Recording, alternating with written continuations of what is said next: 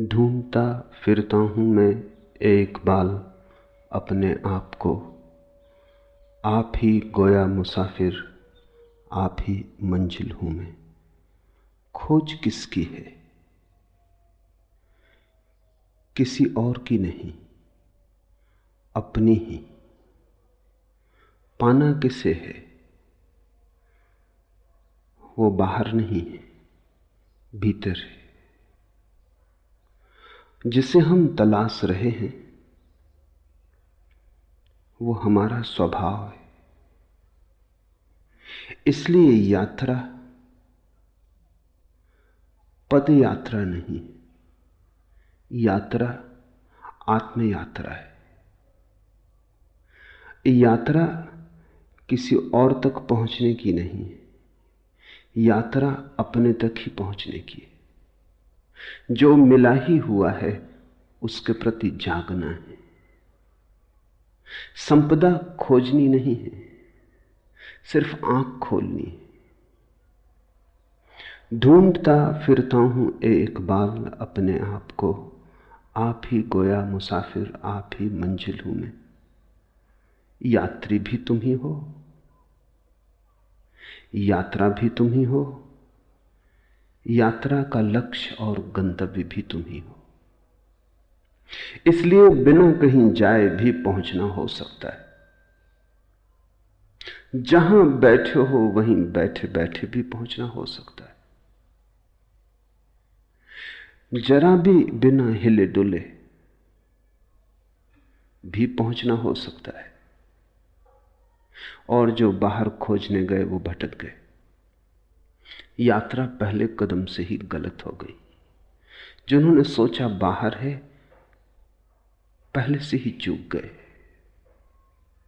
कहीं जाना नहीं, अपने पास आना है।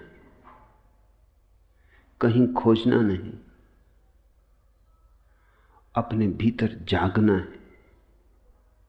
और जिसे ये बात समझ में आ गई वो तथाकथित धर्म के जाल से मुक्त हो जाता है। और ध्यान रखना, अधर्म से मुक्त होना कठिन नहीं, धर्म से मुक्त होना कठिन है। अधर्म तो अंधेरा जैसा है, दिया जलते ही अपने आप नष्ट हो जाता है। लेकिन तथाकथित धर्म राह पर पड़ी पत्थर की चट्टानों जैसा है, सिर्फ दिए के जलने से ही दूर नहीं हो जाता। और तथाकथित धर्म का बड़ा गहरा जाल प्रत्येक व्यक्ति के पास है। तुम्हें ऐसा व्यक्ति खोजना मुश्किल होगा जो न हिंदू है, न मुसलमान है, न ईसाई है, न जैन है, न बौद्ध है, न सिख है। कोई न कोई जाल पास है। खालिस आदमी खोजना मुश्किल है। और खालिस आदमी ही स्वयं तक आ सकता है। जिसे तुमने धर्म समझा है वो तुम्हारे बाजार का ही हिस्सा है, और जिसे तुमने मंदिर समझा है वो परमात्मा के नाम की दुकान है। कुछ दिन पहले मैं एक कहानी पढ़ता था। एक गांव में एक महाकंजूस था, यहूदी या कहें मारवाड़ी।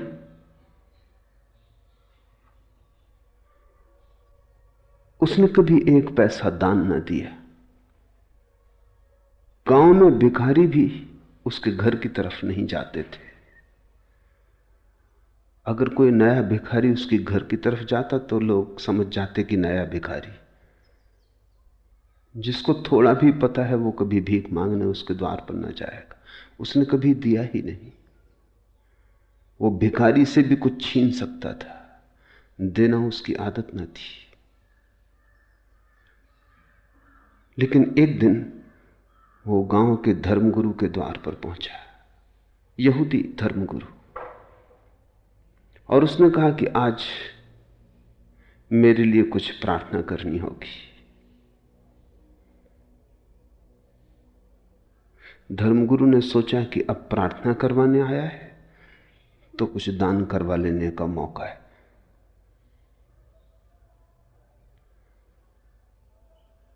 लेकिन यहूदी कंजूस भी सोच विचार के ही आया था। पूछा धर्मगुरु ने क्या प्रार्थना करनी है? उस कंजूस ने कहा कि मेरी पत्नी बीमार पड़ी है, मर जाए, ये प्रार्थना करनी। धर्मगुरु ने कहा दान क्या दोगे? उस कंजूस ने कहा कि जीवन अगर मांगता तब तो दान मांगना उचित भी था। मौत मांग रहा हूं, इसके लिए भी दान देना पड़ेगा। कुछ तो संकोच करो। वो मौत मांगते संकोच नहीं कर रहा है। कुछ तो थोड़ा ख्याल करो, कुछ तो दया करो। धर्मगुरु ने देखा कि इतना आसान नहीं है मामला। उसने कहा कुछ भी हो, मौत हो कि जीवन हो, प्रार्थना तो तभी हम करेंगे जब कुछ दान हो। तो उसने कहा अच्छा 1 रुपया दे देंगे।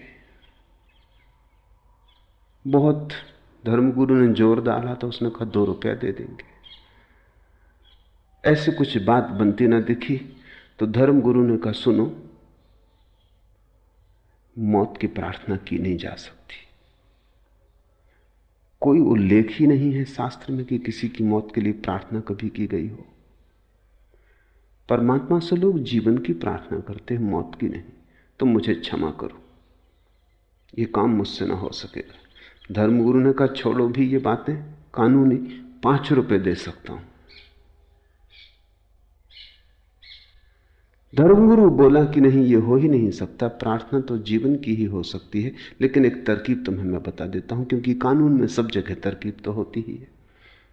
शास्त्रों में ऐसा कहा है कि अगर कोई आदमी मंदिर को दान का वचन दे और 3 महीने के भीतर दान न दे तो उसकी पत्नी मर जाती, दंड स्वरूप। तो तुम दान की घोषणा कर दो, देने की तो कोई जरूरत ही नहीं है, पत्नी 3 महीने के भीतर मर जाएगी। तो उस महाकंजूस ने कहा जब देना ही नहीं है तो उसने कहा तब ठीक है, तब 1 लाख रुपया दान दे देंगे। जब देना ही नहीं है,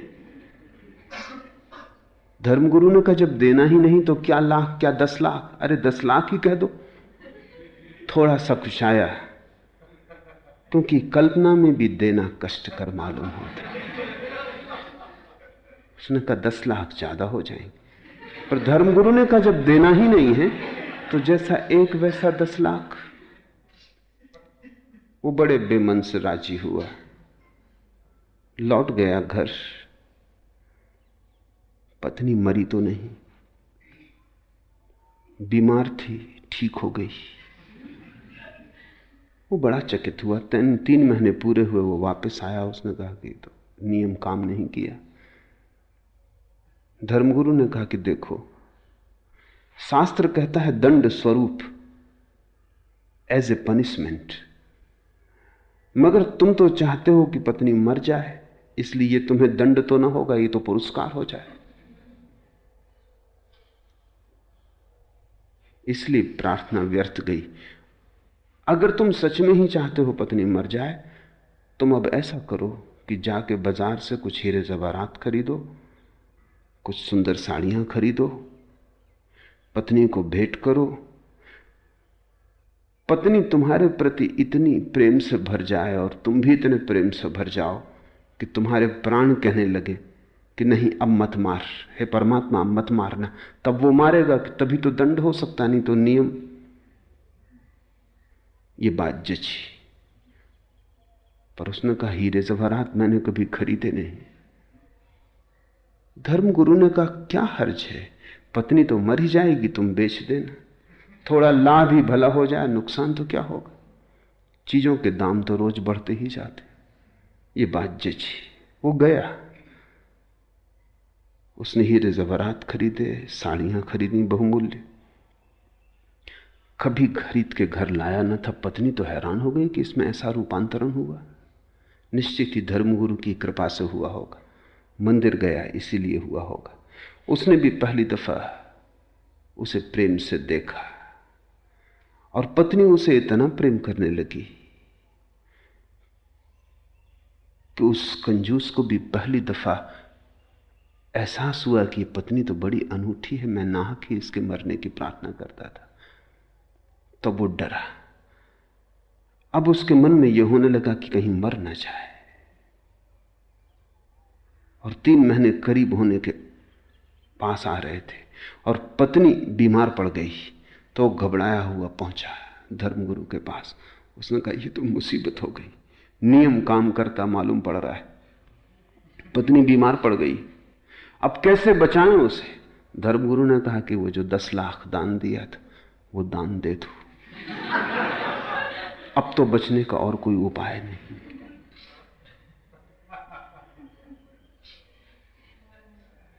जिनको तुम मंदिर कह रहे हो वो तुम्हारे ही दुकान के आसपास बड़ी दुकानें, वहां भी व्यापार के वही नियम काम कर रहे हैं। धर्मगुरु तुम्हारे तुमसे भिन्न नहीं, हो भी नहीं सकते, नहीं तो तुम्हारे धर्मगुरु कैसे होंगे। तुम्हारे धर्मगुरु होने के लिए तुम्हारे जैसा ही होना जरूरी है। तुम्हारा ही गणित, तुम्हारा ही हिसाब, तुम्हारे ही मन का व्यवसाय, तुम्हारा मंदिर तुम्हारे जैसा है। ध्यान रखना, तुम्हारा मंदिर तुम्हारा है, परमात्मा का नहीं। तुमने ही बनाया है और तुमने जो मूर्ति स्थापित की है वो तुम्हारी ही मूर्ति होगी। परमात्मा की तो मूर्ति का तुम्हें पता भी कहां है। और तुम जिस मूर्ति के सामने झुके हो वो अपनी ही धारणाओं के सामने झुकना है। परमात्मा की कोई मूर्ति बनानी जरूरी नहीं, क्योंकि वो तो तुम में मूर्तिमान हुआ है। तुम्हें कहीं बाहर झुकने का सवाल नहीं, भीतर झुकने की कला आ जाए। ध्यान रखना, किसी के सामने भी झुकने का सवाल नहीं है, बस झुकने की कला आ जाए। झुकना तुम्हारा स्वभाव बन जाए। जिस दिन भी तुम भीतर झुकोगे तुम पाओगे मंदिर के सामने खड़े हो। जिस दिन भी भीतर तुम्हारी अकल टूटेगी, अहंकार गिरेगा, तुम पाओगे ये चिन्ह में मंदिर तो सदा से भीतर था। मैं मृण में मंदिरों में खोजता था, आदमी के बनाए घरों में पुकार रहा था, और जिसे मैं खोज रहा था वो मेरे भीतर सदा मौजूद था। ढूंढता फिरता हूं एक बाल अपने आप को, आप ही गोया मुसाफिर, आप ही मंजिल हूं मैं। तुम ही हो भगवान और तुम ही हो भक्त, तुम ही हो पूजा पुजारी पूज्य। और जब तक तुम्हें यह बात स्मरण ना आ जाए तब तक तुम भटकते ही रहोगे। इसलिए बुद्ध न तो परमात्मा की बात करते हैं न प्रार्थना की बात करते हैं, बुद्ध केवल ध्यान की बात करते हैं। अब प्रमाद में मत लगे रहो, काम रति का गुणगान मत करो। प्रमाद रहित व ध्यान में लगा पुरुष विपुल सुख को प्राप्त होता है। एक एक शब्द समझ लेने जैसा है। प्रमाद में मत लगे रहो। जैसे तुम जी रहे हो वो जीवन प्रमाद का है। प्रमाद का अर्थात मूर्छा का, वो जीवन तंद्रा का है। कभी कभी तुम भी जागते हो तो तुम्हें भी लगता है तुम व्यर्थ ही जी रहे हो। ऐसा आदमी खोजना मुश्किल है जिसे कभी कभी झलक ना आती हो कि मैं क्या व्यर्थ जी रहा हूं। किसी दिन सुबह उठ के ऐसा लगता हो क्या सार है इसमें। रोज उठता हूं, रोज जागता हूं, दौड़ता हूं, बाजार है, दौड़ धूप है, आपाधापी है, कमाना है, सांझ फिर सो जाना है, फिर सुबह उठाना। सुबह होती, शाम होती, उम्र यूं ही तमाम होती, लेकिन किस लिए? क्या प्रयोजन है इस सब का? एक दिन ऐसे ही दौड़ते दौड़ते राह में गिर जाऊंगा, धूल धूल से मिल जाएगी। क्या परिणाम होगा इस सब यात्रा का? और तुम कोई पहले नहीं हो। तुम जिस धूल पर चल रहे हो वो न मालूम कितने लोगों को अपने में समा चुकी। तुम जिसे रास्ता कहते हो वहां कितने लोगों का मरघट नहीं बन गया है। थोड़े गौर से अपनी चारों तरफ देखो तो दिखाई पड़ेगा आग बुझी हुई इधर, टूटी हुई तनाव उधर। क्या खबर इस मुकाम से गुजरे हैं कितने कारवां। जरा गौर से देखो अपने चारों तरफ, आग बुझी हुई इधर, टूटी हुई तनाव उधर। कितने खंडहर पड़े। कहीं आग बुझी पड़ी है, जैसे किसी ने कभी जल्दी थोड़े ही समय पहले रोटी बनाई हो। चीजें टूटी फूटी पड़ी हैं। कोई गुजरा है। क्या खबर इस मुकाम से गुजरे हैं कितने कारवां। कितने लोग, कितने यात्री इस मुकाम से गुजर चुके और खो गए। उनका कोई चिन्ह भी खोजे नहीं मिलता। ऐसे ही तुम भी खो जाओगे। ये बोध सभी को कभी ना कभी पकड़ लेता है, लेकिन तुम इसे झुठला देते हो। तुम अपने को संभाल लेते हो। तुम्हारा संभालने का मतलब क्या है? तुम अपने को संभलने नहीं देते। जब कभी संभलने का क्षण आता है, तुम फिर अपने पुराने ढांचे में लग जाते हो। दौड़ के दुकान पे पहुंच जाते हो, या रेडियो खोल लेते हो, या अखबार पढ़ने लगते हो, या किसी से बातचीत करने में लग जाते हो। घबराहट होती है कि ये क्षण खतरनाक हो सकते, क्योंकि इन्हीं क्षणों में वैराग्य जन्मता है, इन्हीं क्षणों में सन्यास का जन्म होता है। तुम यहां वहां उलझा लेते हो ताकि ये खतरनाक बातें तुम्हें दिखाई ना पड़े। तुम किसी झूठ में तल्लीन हो जाते हो। सत्य अगर जगाने को तुम्हारे पास भी आता है तो तुम करवट ले लेते हो, फिर नई नींद में खो जाते हो। ऐसा आदमी तो खोजना ही मुश्किल है जिसको कभी ना कभी ये दिखाई ना पड़ता हो कि ये सब व्यर्थ है जो मैं कर रहा हूं। लेकिन फिर भी आदमी वही किए चला जाता है जो व्यर्थ दिखाई पड़ता है। प्रकाश के किन्हीं क्षणों में, ज्योतिर्मय चैतन्य की किसी अवस्था में, जब सब व्यर्थ दिखाई पड़ता है, तब फिर तुम कैसे अंधेरे में उतर आते हो बार बार।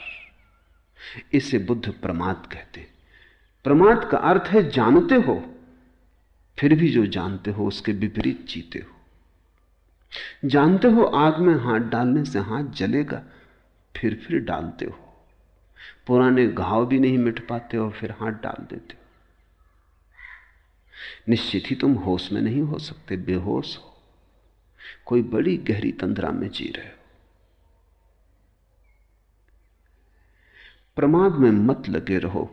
ये जो कभी कभी प्रकाश के क्षण तुम्हारे जीवन में आते हैं, इनको सहारा दो, सहयोग दो, इनको घना करो, इनको पुकारो, इनकी प्रार्थना करो, इनका स्वागत करो, इनको संभालो अपने भीतर, इनको संजो, क्योंकि इनसे बड़ी कोई संपदा नहीं। और अगर तुम इनके साथ सहयोग करो, स्वागत करो, इन्हें स्वीकार करो, अंगीकार करो, तो ये क्षण बढ़ते जाएंगे। इन क्षणों के बढ़ते जाने का नाम ही ध्यान है। ध्यान का अर्थ है जागा हुआ चित्त।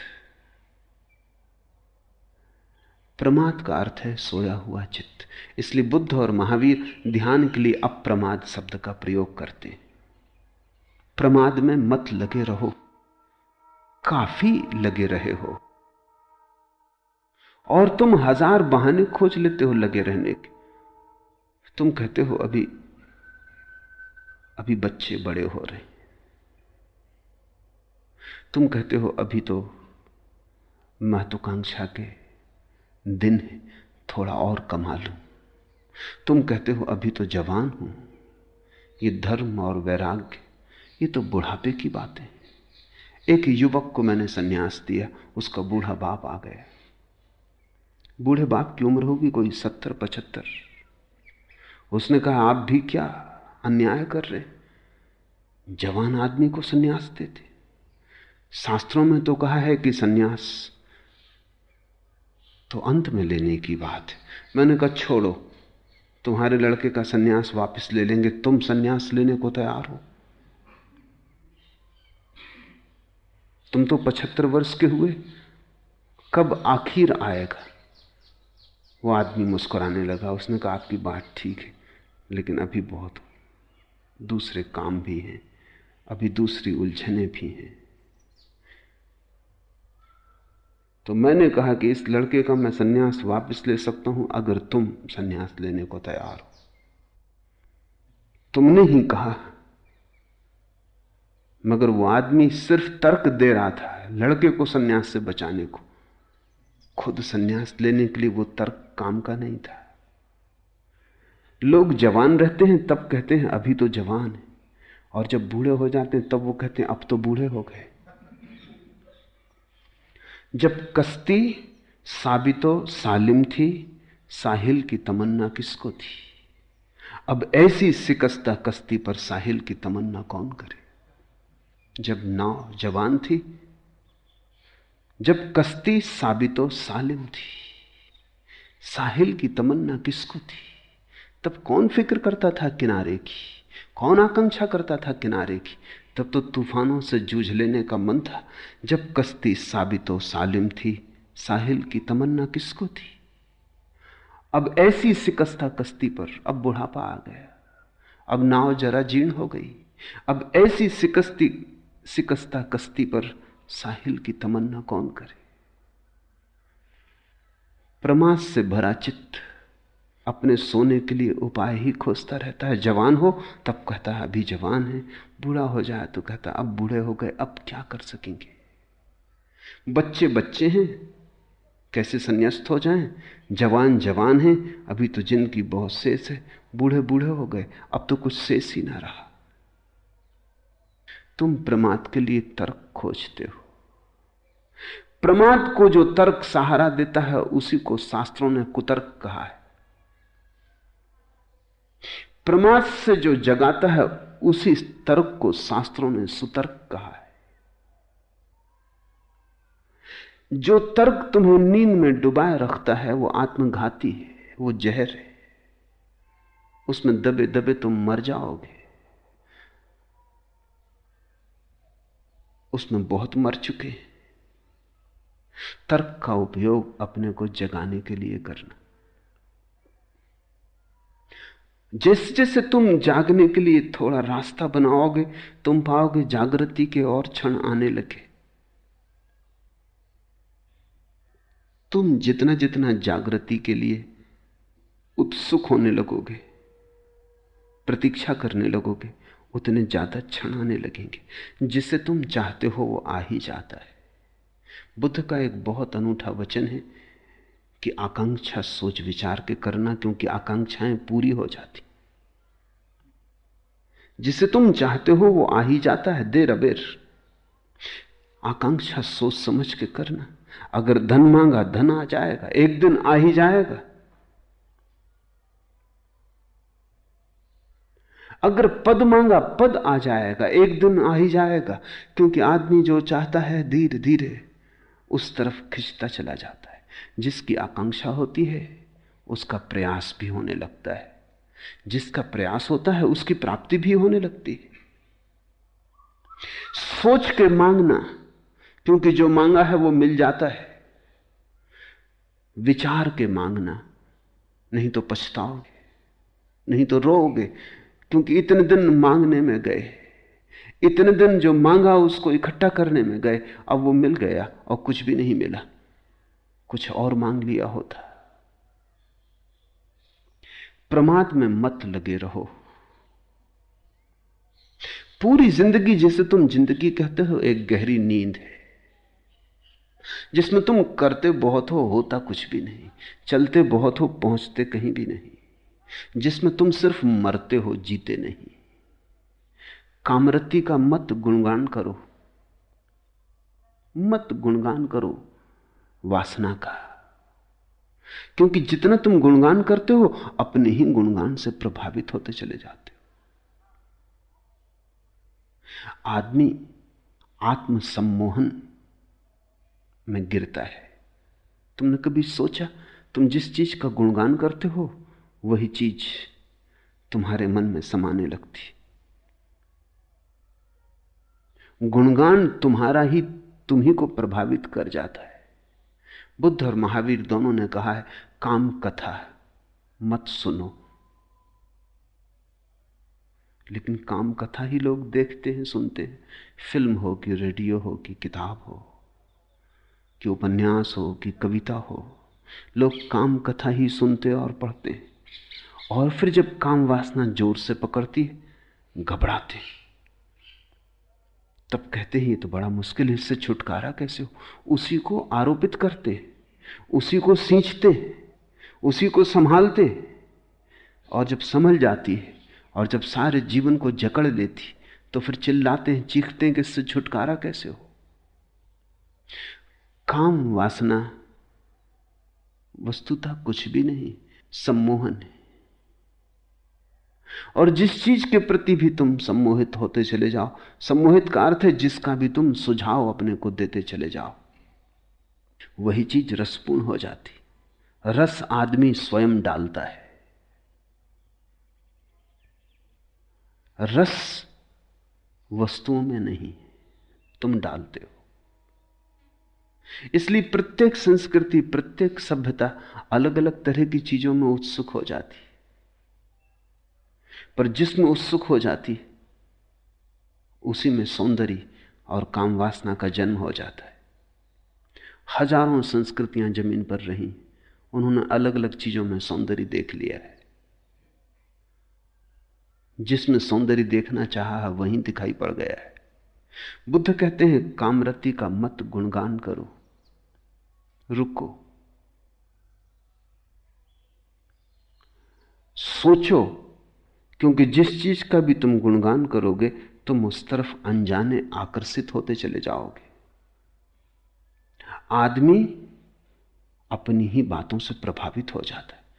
तुमने कभी देखा रास्ते में अंधेरे में किसी गले कूचे से गुजरते हो, अकेले हो, डरते हो, गीत गुनगुनाने लगते हो या सीटी बजाने लगते हो? क्या फायदा सीटी बजाने से? तुम्हारी सीटी है, कोई इससे कुछ सार तो ना हो जाएगा। लेकिन अपनी ही सीटी की आवाज सुन के हिम्मत बढ़ जाती, जैसे कि अकेले नहीं हो। गाना गुनगुनाने लगते हो, अपने ही गाने की गर्मी शरीर में आ जाती, लगता है जैसे अकेले नहीं हो।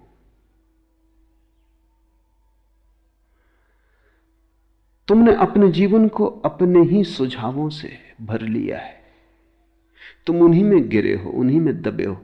तुम्हारा सुझाव ही तुम्हारा संसार है, तुम्हारा आत्मसम्मोहन, ऑटो हिप्नोसिस ही तुम्हारा संसार है।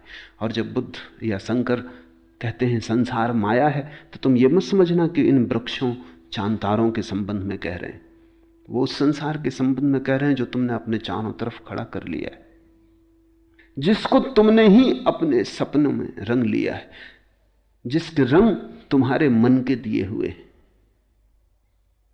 ये संसार तो बड़ा सत्य है, लेकिन इस संसार का तो तुम्हें पता ही नहीं है। तुम्हें तो वही दिखाई पड़ता है जो तुम देखना चाहते हो, तुम्हें तो वही दिखाई पड़ता है जिसकी तुम कामना करते हो। पूरी मनुष्य जाति कामरति के गुणगान में पागल हुई जा रही। तुम्हारे कवि 100 में से 99% काम वासना का गुणगान करते, तुम्हारे उपन्यासकार काम वासना के शास्त्र लिखते, तुम्हारे फिल्म निर्माता काम वासना की फिल्में बनाते। हर चीज काम वासना के आसपास घूम रही। अगर कार भी बेचनी हो तो एक नग्न स्त्री को या सुंदर स्त्री को उसके पास खड़ा करना पड़ता। कार नहीं बिकती, सुंदर स्त्री बिकती। कुछ भी बेचना हो, दंत मंजन बेचना हो कि टूथपेस्ट बेचना हो, तो एक स्त्री के हंसते हुए दांत दिखाई पड़ने चाहिए, वो दांत बिकते। कुछ भी, छोटी सी चीज से लेकर बड़ी चीज तक, सारे बाजार में काम वासना बिकती। और फिर तुम राम को पाना चाहते हो, मुश्किल में पड़ जाते हो, अपना ही दलदल खड़ा कर लेते हो, उसमें खुद ही उलझ गए हो। बुद्ध कहते हैं कामरति का मत गुणगान करो, क्योंकि वो गुणगान तुम्हें सुलाएगा, वो लौरी बन जाएगा और तुम प्रमाद में डूब जाओगे। अगर गुणगान ही करना है तो निर्वाण का करो, मोक्ष की चर्चा करो। अगर गुणगान ही करना है तो सत्य का करो, सपनों का नहीं। लेकिन सत्य को सुनने को कौन आता है? सत्य का गुणगान सुनने की किसको इच्छा है? सत्य की बात ही सुन के कड़वी लगती, क्योंकि सत्य तुम्हारे सपनों को तोड़ता है। सत्य दुश्मन जैसा मालूम पड़ता है। इसलिए तो बुद्धों को हम पत्थर मारते हैं, जीसस को सूली पे लटका देते हैं, सुकरात को जहर पिला देते हैं। हम बर्दाश्त नहीं करते इन लोगों को, ये खतरनाक है। हम मजे से सो रहे हैं और गहरी नींद ले रहे हैं और बड़े मधुर सपनों में डूबे, और ये नासमझ आके जगाने लगते कि जागो, सुबह हो गई। जैसे सर्दी की रात, अगर तुमने किसी को कहा है सुबह उठा देना, हालांकि तुमने ही कहा है, लेकिन सुबह जब वो तुम्हें उठाता है तो मन में नाराजगी आती कि ये दुष्ट आ गया, कहा तुम्ही ने था। तो जब साधारण सर्दी की रात में सुबह उठने में ऐसी कठिनाई हो जाती,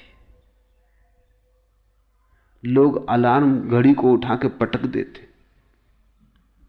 अलार्म घड़ी का क्या कसूर है? तुम्ही ने भरा था अलार्म, तुम्ही ने बिस्तर के पास रखी थी। तो तुम सोचो, जब जन्मों जन्मों के जीवन की तंद्रा के बाद कोई बुद्ध पुरुष से तुम्हारा सौभाग्य से मिलना हो जाता, तो तुम्हें दुर्भाग्य ही मालूम पड़ता है कि ये कहां की मुसीबत हो गई। चुपचाप मजे से सपना लिए जा रहे थे, एक करवट और लेते, थोड़ा और सो लेते। ध्यान रखो, अगर तुम बुद्ध पुरुषों की वाणी भी सुनते रहो तो भी धीरे धीरे तुम पाओगे तुम्हारे आसपास जो झूठ का एक जाल था वो खिसकना शुरू हो गया। सत्य की एक किरण भी गहन से गहन अंधेरे को तोड़ने में समर्थ है। छोटी सी किरण, जन्मों का अंधेरा भी टूट जाता है। प्रमाद में मत लगे रहो, कामरति का मत गुणगान करो। प्रमाद रहित व ध्यान में लगा पुरुष विपुल सुख को प्राप्त होता है।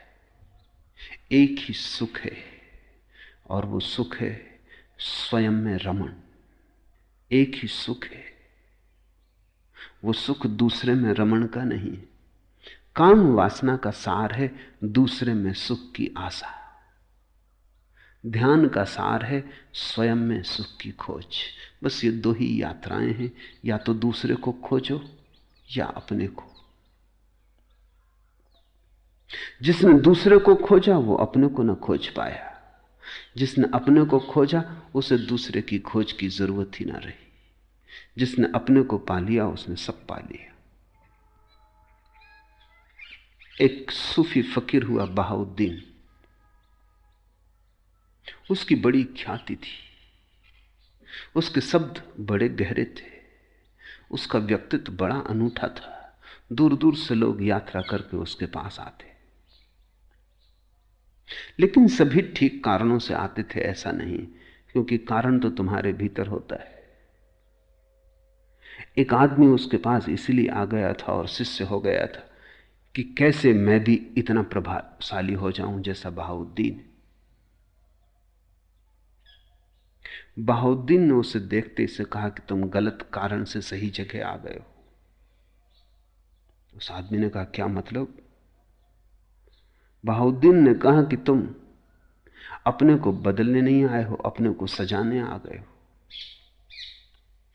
और तुम मेरे पास ध्यान करने नहीं आए हो। तुम्हारी उत्सुकता अभी भी पर में, तुम दूसरों को प्रभावित करना चाहते हो, और यही तो ध्यान के विरोध में। तुम सोच समझ के आओ।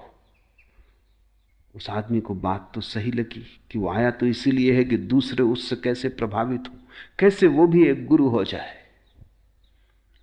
गुरु होने की आकांक्षा काम वासना है।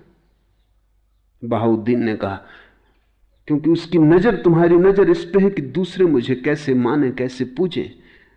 ध्यानी इस बात की चिंता करता है कि कैसे मैं स्वयं हो जाऊं। कोई पूजेगा नहीं पूजेगा ये उसके विचार में भी नहीं आता। कोई पूजेगा या पत्थर मारेगा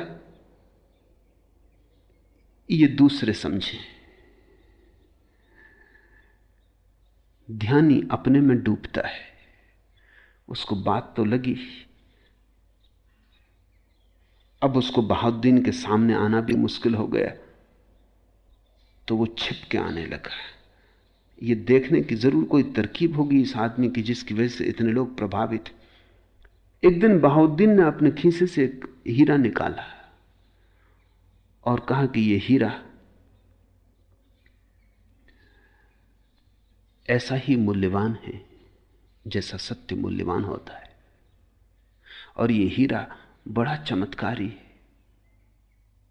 उस आदमी ने सोचा कि मिल गई बात, इसी हीरे की वजह से ये आदमी इतना प्रभावी है। रात छिप गया वो। जब सब सो गए, वो अंदर गया, खीसे में बहाउद्दीन का हीरा निकाल के भाग खड़ा हुआ। लेकिन हीरा लेके उसने बड़ी कोशिश की, कोई प्रभावित ना हो, हाथ में रख के बैठा रहे, कोई पूजा ना करे। वो बड़ा परेशान हुआ कि मामला क्या है, हीरा तो वही है। ऐसे वर्ष बीत गए। एक दिन बहाउद्दीन उसके द्वार पर आया और उसने कहा कि अब बहुत हो गया। वो हीरा वापस लौटा।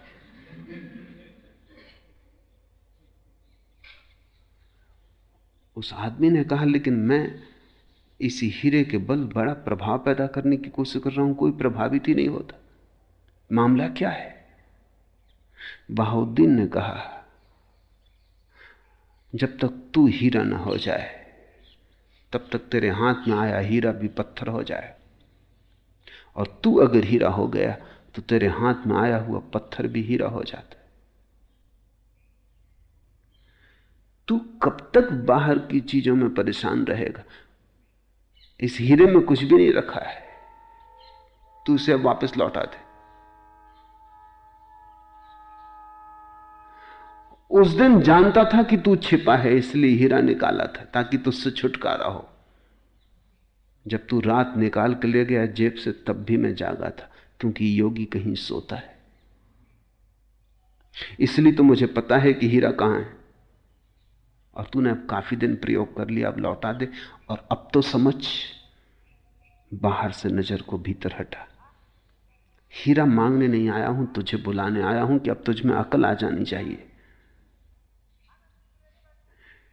जीवन के दो ही ढंग हैं, या तो बाहर का हीरा या भीतर का हीरा। जीवन के दो ही मार्ग हैं, या तो तुम भिखारी की तरह खोजते रहो हाथ फैलाकर भिक्षा पात्र लिए, या तुम सम्राट हो जाओ, अपने भीतर झांको।